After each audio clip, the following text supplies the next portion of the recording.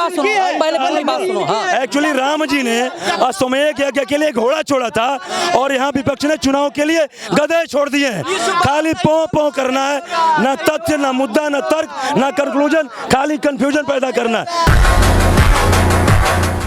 कहीं ये ममता बनर्जी का देश के प्रति गलत मंसूबे का प्रतीक है। ममता बनर्जी देश में अमन चैन नहीं चाहती है। कहीं ना कहीं मुझे लगता है, ये मेरी आशंका है कि ये विदेशी ताकतों की एजेंट के रूप में काम करने का काम कर रही हैं। मैं हिंदू राष्ट्र का विरोध करता हूं। मैं प्रेमनाथ द्विवेदी अपने होशो हवास में हिंदू राष्ट्र का विरोध करता हूं। तो नमस्कार और स्वागत है आप सभी का। दोस्तों, मैं ध्रुव और आप देखना शुरू कर चुके हैं डेली न्यूज़ इंडिया। वैसे लोकसभा चुनाव 2024 बड़े ताव पे है, यानी कि ग्राउंड जीरो की अगर बात की जाए तो नेताओं का आना जाना, मुद्दों को लेकर बात करना बड़े ज़बरदस्त तरीके से जो है पब्लिक को अपने अपने प्रति जो है आकर्षित करने का सभी राजनीतिक पार्टियों की तरफ से भरसकत कोशिश किया जा रहा है। लेकिन इस समय हालिया मैटर अगर विशेष ध्यान में रखा जाए तो आरक्षण को लेकर बड़ा गर्म मुद्दा है, यानी कि तमाम तरह के राजनीतिक पार्टियां अपने अपने तरीके से हथकंडे अपना रही हैं। एक तरफ बीजेपी के ऊपर विपक्ष आरोप लगाता है कि अगर बीजेपी फिर से सत्ता में आएगी तो आरक्षण खत्म करेगी, लेकिन दूसरी तरफ प्रधानमंत्री नरेंद्र मोदी जी कहते हैं कि इतना व्यवस्थाओं को देने के बाद अगर आरक्षण खत्म करना होता तो कब हमारे लिए 10 साल कम थे।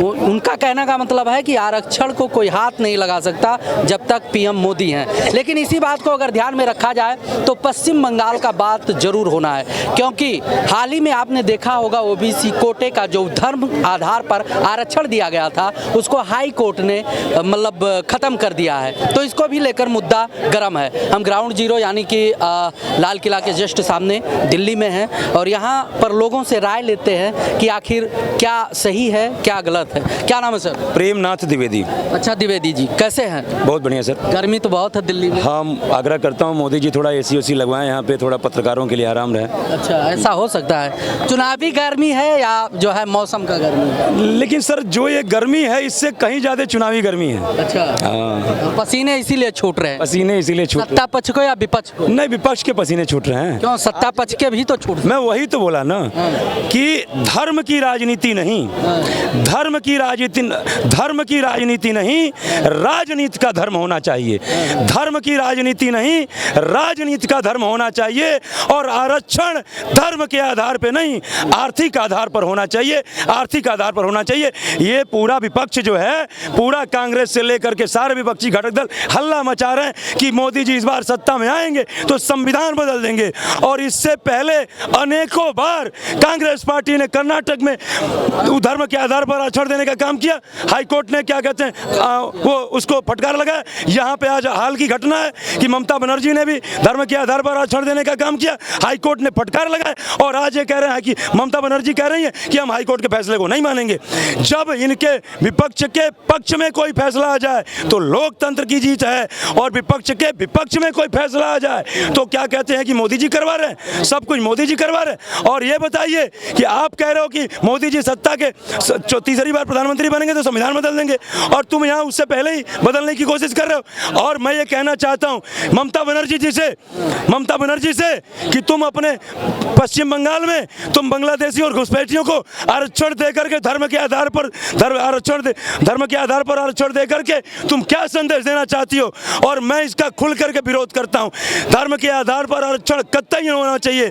और कहीं ना कहीं ये ममता बनर्जी का देश के प्रति गलत मंसूबे का प्रतीक है। ममता बनर्जी देश में अमन चैन नहीं चाहती है। कहीं ना कहीं मुझे लगता है, ये मेरी आशंका है कि ये विदेशी ताकतों की एजेंट के रूप में काम करने का काम कर रही हैं। वो तो कह रहे हैं खेला होवे, वो नहीं मानेगी जो हाई कोर्ट का निर्णय है। वो कह रहे हैं कि नहीं हम देके रहेंगे। वो पाएगा ऐसा? अरे ऐसा कैसे हो सकता है? वही मैंने कहा ना कि जो है वो ये खाली पहुँचाने से कुछ नहीं होता है। केजरीवाल भी PIL दाखिल किए थे कि हमारी गिरफ्तारी इलीगल है और कोर्ट ने ठहरा दिया इलीगल नहीं, इलीगल है। कितनी बार मत्था टेके सुप्रीम कोर्ट में ये 20 दिन के अंतरिम जमानत की याचिका नहीं तक लगाए थे। ये तो बेल चाहते थे, लेकिन कोर्ट ने अच्छा कहा चलो अब तुम प्रचार करना चाहते हो कर लो, 1 तारीख को तुमको वापस ससुराल आना ही आना है। तो कहने का मतलब ये असंभव है, लेकिन कहीं ना कहीं ये ममता बनर्जी हमेशा मुस्लिम वोटों की तुष्टिकरण की राजनीति करती चली आई है। वो ममता बनर्जी कहती है कि जो श्री राम का नारा लगाएगा, जो भाजपा को वोट देगा, वो क्या कहते हैं कि उसको हम रहने नहीं देंगे, उसके प्रति हम कार्रवाई करेंगे। ये कौन सी राजनीति है भैया? देखिए, किसी भी, मैं मानता हूँ, मेरे लिए इंसानियत सर्वोपरि है। कोई भी धर्म का व्यक्ति हो, चाहे वो हिंदू हो, मुस्लिम हो, सिख हो, ईसाई हो, वो किसी की पूजा करे, लेकिन इंसानियत उसके अंदर होनी चाहिए। और एक बात मैं आपके चैनल के माध्यम से आज कह देना चाहता हूँ कि तमाम लोग जो है, तमाम तरह के कहता है, कोई कहता है हिंदू राष्ट्र होना चाहिए, कोई कहता है इस्लाम राष्ट्र होना चाहिए। मैं भी एक राष्ट्र की परिकल्पना करता हूँ, मैं भी एक राष्ट्र चाहता हूँ, और वो राष्ट्र यह है कि उठो उठो सनातनी, उठो उठो सनातनी, अब अपना धर्म बचाने को। और अभी नहीं जगे, अभी नहीं जगे, अभी चुप रहो। इनकी कहने से हम बनाएंगे हिंदू राज्य, नहीं बनाएंगे।